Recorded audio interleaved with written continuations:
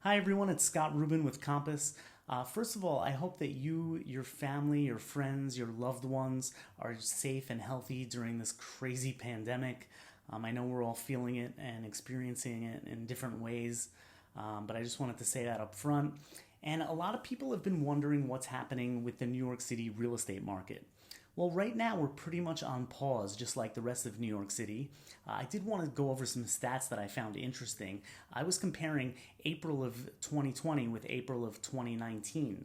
And most of these I think are somewhat obvious, but the biggest number was the number of new listings to hit the market this year is about 90% less than last year, which of course I think that should be expected. I've had sellers who want to list, and I've told them, you should probably hold off right now. I wouldn't really list anything unless I really needed to. And most people in New York City don't. So that's not that surprising. The number of contracts signed right now is about 80% less than last year. And again, that's in line with what you can expect. Everything's on pause for the most part, so not that many transactions are being done.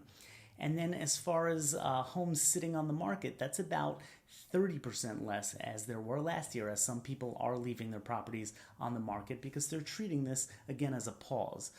So most of the buyers I know that I'm working with are just on hold. They're still looking at things online, but there's nothing really new coming to market, and they're just going to wait. And the same thing for sellers. Even though a lot of them are leaving their homes on the market, the major websites have agreed to stop counting days on market, so they feel okay just leaving it up. And there are offers being thrown out there, and there's some deals being done as well. There's a few amount of deals, and the ones that are being negotiated reasonably enough that the sellers are okay with it. I know there's a lot of lowball offers being thrown out there by buyers who want to take advantage of the situation, but I feel like right now, from what I'm hearing, most sellers don't feel desperate enough to just drop their price by tens of thousands or hundreds of thousands when we can just wait a little bit to see what happens.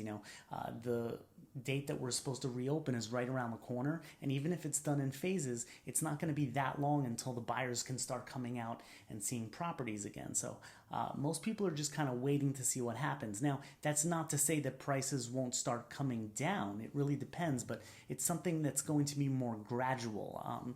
I think there is always a positive, especially for sellers in somewhere down the road, whether it's next year, whether it's the year after, or a little after that, there will be another boom.